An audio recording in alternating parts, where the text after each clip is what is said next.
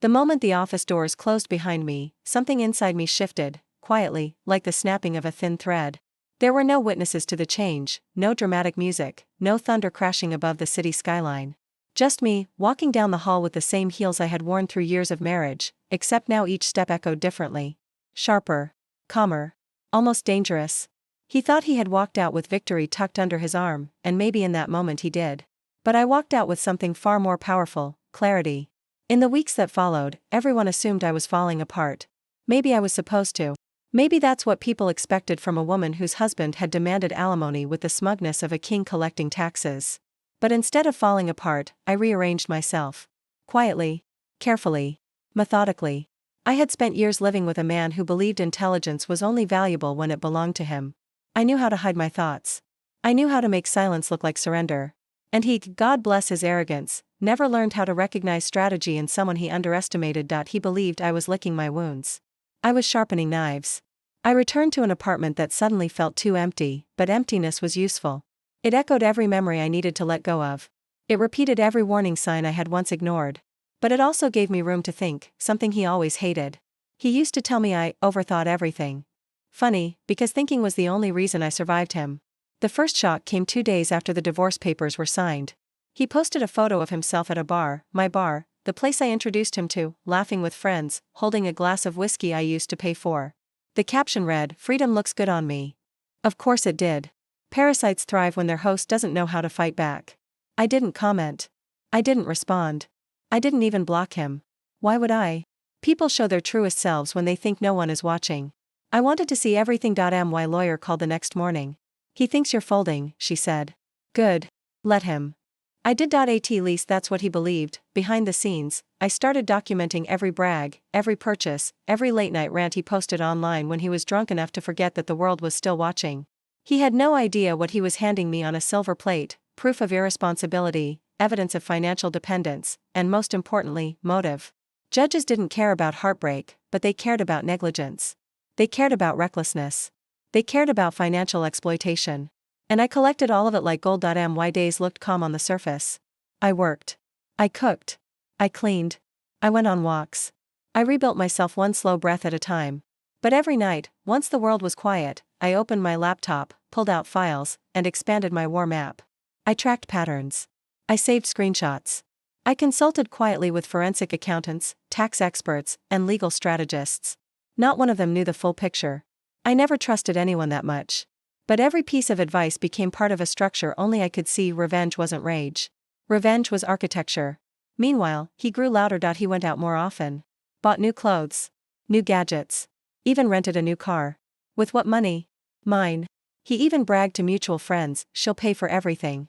She owes me that much." After wasting my time. Wasting his time, years of sacrifice turned into a punchline. My lawyer asked if I wanted to pursue emotional damages. I told her no. I wasn't interested in courtroom sympathy. I wanted something cleaner. Something permanent.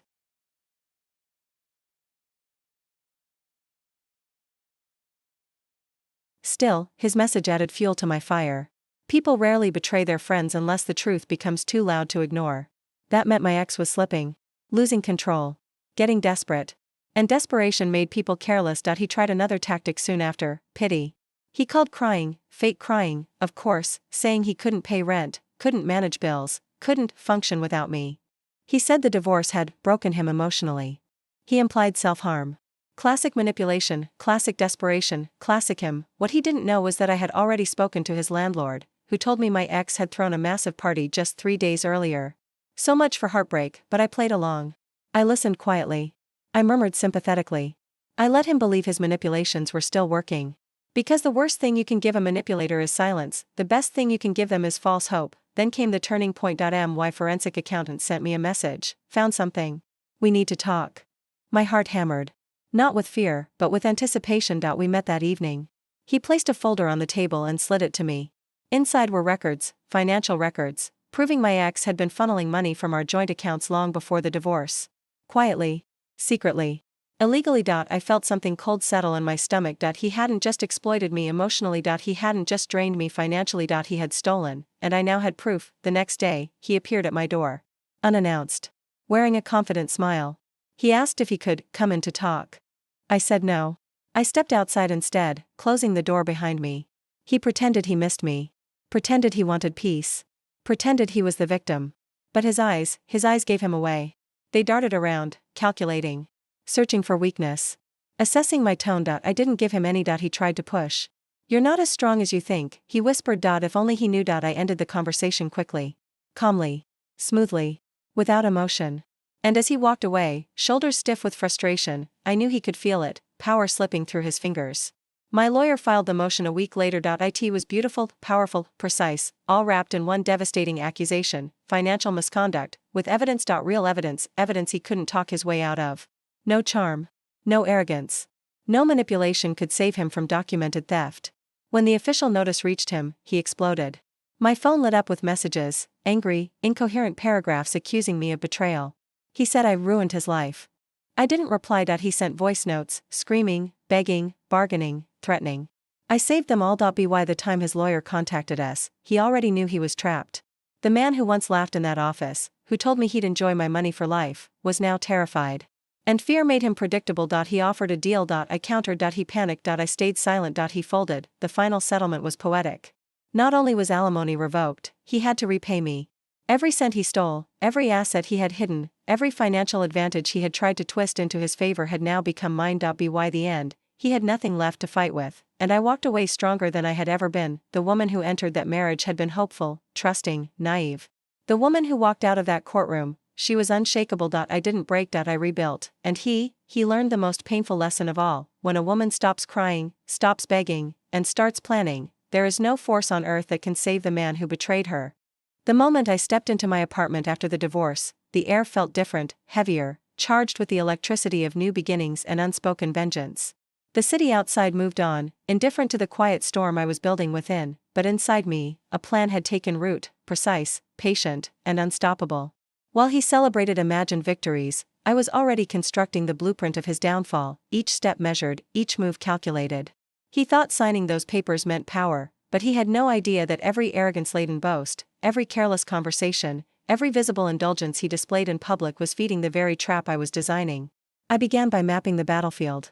Every financial transaction he flaunted, every claim of entitlement, every friend he boasted to about how easy life had become, I recorded. Receipts, screenshots, recordings, each a brick in a wall that would one day trap him entirely. The first weeks were relentless, not because of confrontation, but because of preparation. I immersed myself in details he had taken for granted: our bank accounts, mutual contracts, investments he had assumed were mine to control. I separated what could be moved, what could be leveraged, what could be weaponized. Nothing escaped my scrutiny. At night, while the city slept, I compiled evidence, cross-referenced timelines, and traced every legal nuance. Sleep was a luxury I abandoned willingly. Pain and betrayal had sharpened me into a predator, and predators do not nap while prey is confident in its safety. Meanwhile, he lived in a haze of false security. Every phone call I returned with measured calm, every email answered with polite neutrality. He thought silence was weakness. He didn't know it was strategy. The first phase was psychological, observation and cataloging. He called late nights, dripping with arrogance, reminding me of his supposed superiority. "You'll never manage this alone," he sneered once, voice taunting. I smiled inwardly, recording everything, every inflection, every threat thinly veiled as concern. He sent intermediaries, friends, acquaintances, claiming to check on me. Each visit was a test, and each test became intelligence. I learned who was loyal to him, who could be influenced, who could be turned. Slowly, the network around him became transparent. Complacency, I realized, is the ultimate vulnerability. And he was blind to it. As weeks bled into months, I escalated quietly.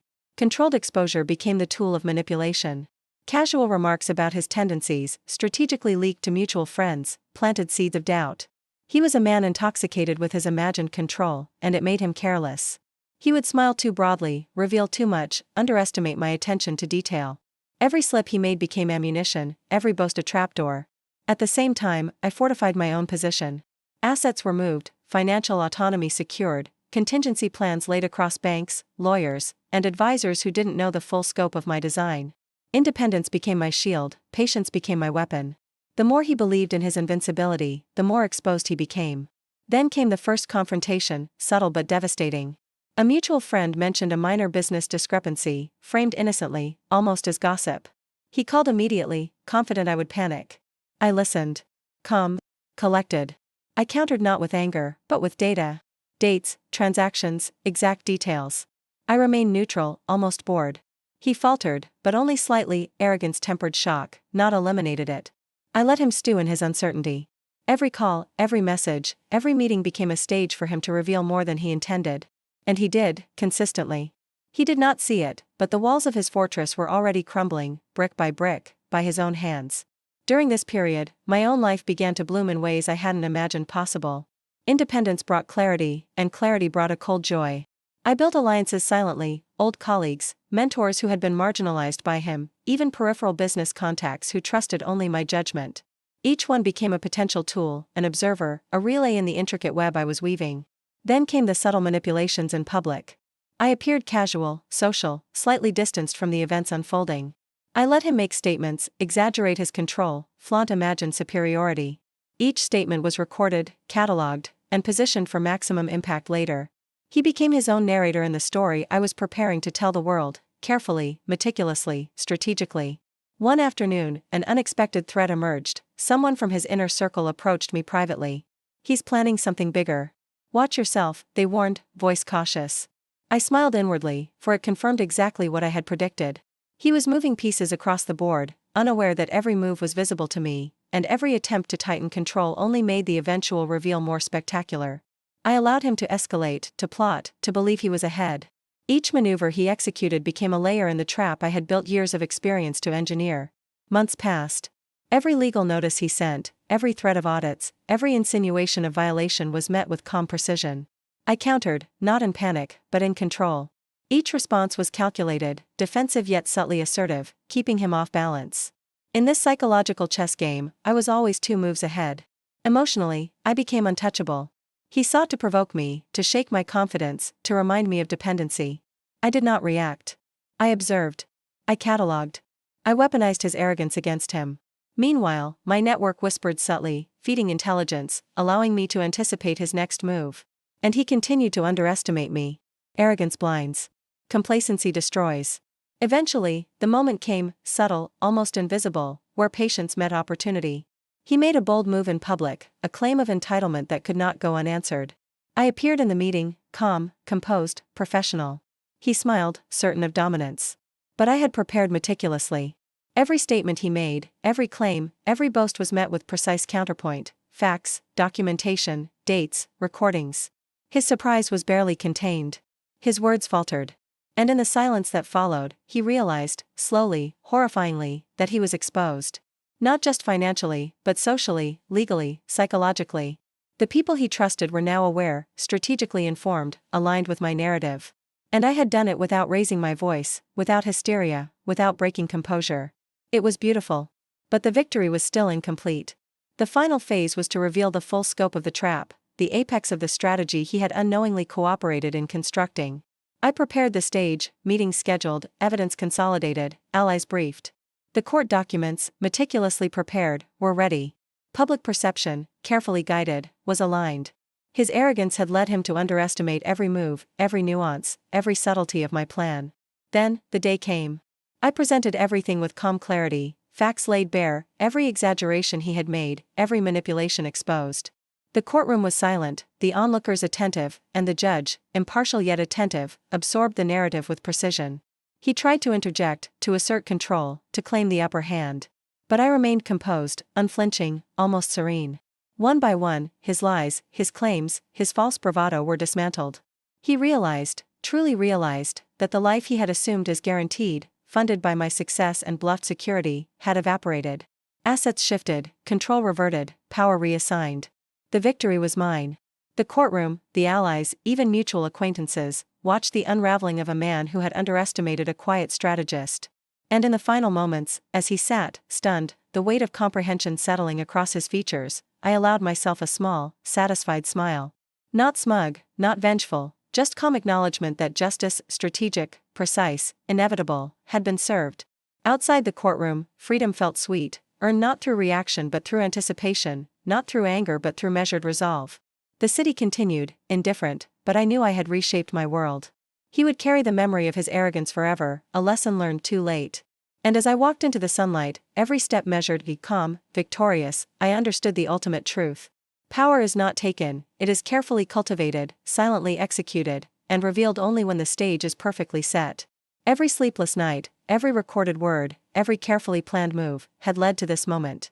I had survived betrayal, rebuilt my world, and emerged not just unbroken, but ascendant. He had thought he was the predator, but in reality, he had been the unwitting architect of his own downfall. And I? I had merely followed the plan, executed with patience, precision, and inevitability. In the end, there were no theatrics, no shouting, no vindictive gloating. The outcome was undeniable. The trap had been laid, the predator had fallen, and the strategist had triumphed. Walking away, I felt a clarity I had never known, calm, centered, and untouchable. The past, with all its betrayal and pain, was now a foundation.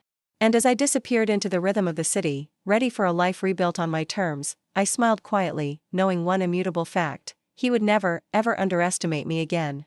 The city never slept, but that night, it felt like it paused just for me. Every streetlight seemed sharper, every shadow deeper, every hum of traffic a pulse that matched my own heartbeat. I walked through it all, not as the woman who had been betrayed, not as the wife who had signed her life away, but as a strategist, a predator, and finally, untouchable. I had spent weeks, months even, preparing for this. Every move he had made, the calls, the threats, the arrogance, had been catalogued, analyzed, weaponized. And now the real game began. He still believed he had won. His life was a carefully staged play, and in his mind, I was relegated to a minor character. Every social gathering, every casual conversation, he boasted, not of his success, but of my expected compliance. He didn't know that I had already begun to dismantle his world quietly, invisibly. I started small. Subtle truths were planted among mutual acquaintances. Carefully crafted conversations hinted at his financial exaggerations. Not lies, just context, carefully framed to appear as reality. I watched from the sidelines as his smugness faltered, imperceptibly at first. A colleague questioned a story he told. A friend hesitated in laughter where once he commanded attention. Tiny cracks, almost invisible, yet accumulating. Meanwhile, I tightened my control over my own finances. Offshore accounts, diversified investments, smart legal positioning. He thought he could touch me, he couldn't. Every dollar he imagined as his was already part of a structure he couldn't penetrate. And it was intoxicating. Every confident smirk he offered publicly became a mark in my ledger. Every careless brag, a tool for my plan. I wasn't acting, I was documenting, preparing, calculating. Every victory he thought he had was feeding the trap. I was no longer alone. My network had grown, discreet mentors, former colleagues, even old friends he dismissed. Each one brought insight, opportunity, or leverage. The web I was weaving was subtle, invisible, yet powerful. A former business partner of his became an unwitting ally. His arrogance had allowed me access to information only someone on the inside could provide. Meetings, emails, casual remarks, all catalogued, all timed. I began placing seeds in his immediate circle, sowing doubt, nudging perception. He thought he was untouchable. He was about to realize he was surrounded by mirrors reflecting every flaw he refused to see. At social gatherings, I let him shine, watched his bravado peak. Then I nudged perception, not with confrontation, but with suggestion. A raised eyebrow, a whispered aside, a casual, "Did you hear?" Every fragment of truth, carefully curated, began to unravel him from the inside out. He began to notice the subtle resistance. A client questioned his credibility. A friend doubted a story he swore was truth. Yet he didn't connect the dots. He believed his network betrayed him randomly. He believed his arrogance could survive this.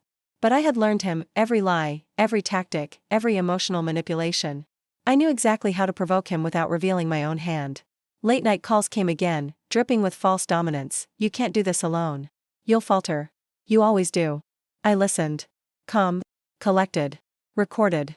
Every taunt became a file, every threat an opportunity, every attempt at intimidation a brick in the trap. I let him escalate, believing he was cornering me. And as he did, I was already 3 moves ahead. Then came the first overt strike. Legal maneuvers subtly challenged his claims, not aggressively, but surgically. Every audit threat he issued became a counter-documented proof of his overreach. Every bank inquiry he attempted was countered with transparency and meticulous precision. He was blindsided, confused. He expected compliance, weakness, desperation. Instead, he met strategy, calm calculation, and the quiet certainty of someone who had anticipated every potential move. The satisfaction wasn't the victory itself, it was watching him adjust, panic subtly, recalibrate, and failed to realize he was trapped in a web he had helped weave. T came at a dinner he hosted, a display of success, a stage for his ego. I attended, unassuming, quiet, yet fully armed with knowledge and leverage. The room was filled with his peers, friends, and colleagues, all believing they were witnessing his triumph. I smiled subtly, placing hints here and there. A whispered truth about a failed investment. A question raised about a claim he had made weeks ago. Not accusations. Just facts, carefully aligned to create doubt, suspicion, tension. By dessert, the first cracks appeared. His confident posture faltered. He laughed less. His words came slower, measured. Every eye subtly questioned, every nod uncertain. And all the while, I remained serene, calm, centered, untouchable. Every subtle shift a confirmation, the trap was working. A surprise came from someone I hadn't anticipated, a distant relative he trusted implicitly. They approached me quietly, providing critical insight, hidden assets, private intentions, vulnerabilities he believed secret. I integrated this seamlessly into my plan. His blind spots multiplied, and I fed them back indirectly to him through social channels, conversations, and legal maneuvering. Each revelation was a calculated step. Every subtle disclosure made him overconfident, and every misstep he took was a brick in the foundation of his eventual undoing. By now, the psychological pressure was undeniable. Every interaction, every public event, every financial decision was shadowed by uncertainty. He tried to assert control, unsuccessfully. Emails, calls, and casual meetings became mine to manipulate. His frustration grew, his confidence eroded. And still, I moved silently, invisibly, always a step ahead. I orchestrated small victories, seemingly insignificant, yet cumulative. A cancelled meeting here, a hesitant client there, a miscalculated claim that cost him credibility. To him, chaos appeared random. To me, it was a symphony, every note precisely timed. Then, the moment arrived. A critical financial revelation, meticulously timed, fully supported by documentation, legal oversight, and psychological precision. He thought he had maneuvered around the law, around perception, around everyone. He hadn't. He was cornered. The reveal wasn't public yet, subtle enough to sow panic, private enough to amplify his own fear. Calls came from advisors, from associates, from people who trusted him before. Every reaction was predictable, every move anticipated, and as he realized he had underestimated me, the truth hit him: he had been walking into a meticulously constructed trap. Every bit of arrogance, every taunt, every careless claim, all catalogued, all weaponized. And now, the first domino had fallen. I never raised my voice. I never needed confrontation. My presence alone became the signal: control, precision, and inevitability. He knew, finally, that he was outmatched. But he didn't know the full extent. He could only feel it, creeping, suffocating, inescapable. Every night, I reviewed the day's progress. Every misstep of his became my opportunity. Every reaction, carefully logged. The final moves were in motion, but patience was key. Revenge is sweetest when timed perfectly, and I had perfected the tempo. By the end of the weeks, the web was complete. Allies aligned, traps positioned, documents compiled, perceptions manipulated. He was walking through life as if he were in command, while every string he pulled only tightened his bindings, and I remained unseen, untouchable, calm, a force invisible yet omnipresent. Every whisper of doubt, every small revelation, every subtle nudge brought him closer to the inevitable. I had become the storm he never saw coming. The strategist he believed he could never match. The quiet force that would dismantle the man who thought he owned everything. He believed his dominance was absolute. He believed his victories were secured. He still smiled, still laughed, still bragged. And in that confidence lay his doom. I watched from the shadows, notebook in hand, pen poised, patience infinite. Every move he made now fed the final stage. Every smile, every conversation, every display of arrogance, fuel for the ultimate reckoning. The trap was set. The pieces were in place. The final confrontation, the revelation, the complete reversal of power, all that remained was to let him walk into it, thinking he was untouchable. And as I closed the notebook, heart steady, pulse unshakable, I whispered to myself, the game is mine. And he will never know what hit him until it's too late. The morning felt different. The air was taut, heavy with anticipation, like the city itself was holding its breath. I had orchestrated everything, every whisper, every revelation, every subtle shift of perception. Every misstep he had ever made, every arrogance-fueled claim, every attempt to dominate, catalogued, weaponized, and waiting for this exact moment. He had no idea. Not yet. He believed the game was still in his favor. That was his fatal mistake. Confidence, unchecked, had always been his undoing. And I had cultivated it like the perfect trap. It began subtly. A trusted associate, carefully briefed by me, approached him with urgent concerns. Documents, evidence, and facts, previously hidden, were now laid bare. Nothing false, only undeniable truths he had overlooked, dismissed, or lied about. His eyes widened at first, trying to process what he was seeing. Confusion gave way to disbelief, disbelief to panic. And still, he thought he could talk his way out. He couldn't. Every argument he tried was already anticipated, every excuse countered, every attempt at denial neutralized. The power dynamic had shifted. Silently. Irrevocably. And he didn't even realize the full weight of what was about to collapse upon him. Next came the strategic exposure. Carefully crafted leaks, timed for maximum impact, rippled through his social and professional circles. Friends questioned him. Colleagues doubted him. His credibility, built on arrogance and deception, began to crumble. I watched from a distance, calm, untouchable. Each call he made, each attempt at explanation, each flustered conversation, feeding the spectacle. And still, he was blind to the source. He had no idea that the woman he once tried to dominate was orchestrating the destruction of the empire he thought he controlled. The whispers grew louder. The questions became public. And with every hesitant glance cast his way, the truth landed like a hammer. He had underestimated me, completely. He had mocked me, taunted me, dismissed me. He had believed his alimony claim would secure him power over me forever. Now, every memory of that smug office, every laugh, every sneer, came back to him as the embodiment of his failure. I confronted him, not with anger, but with calm, controlled presence. No shouting. No tears. Just the cold precision of someone who had spent months mastering the game he thought he controlled. His expression shifted. Confusion, disbelief, fear. And finally, the realization, he was utterly outmatched. Every action he had taken had been anticipated, every arrogance-fueled move had been a thread in the trap I had woven around him. Legally, the final moves were surgical. Assets, accounts, contracts, all shifted beyond his reach. The very income he had demanded as guaranteed was now untouchable, legally inaccessible, and secured under structures he couldn't infiltrate. Every attempt at resistance was met with preemptive legal precision. He tried, and failed. He threatened, and faltered. He raged, and found himself speaking into a void of calm, calculated certainty. I was untouchable. Unmovable. The architect of his undoing. Then came the masterstroke, a full, undeniable revelation.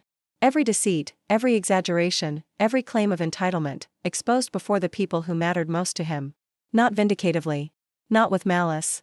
But with the cold clarity of truth. Witnesses, documents, evidence, meticulously aligned, left no space for denial.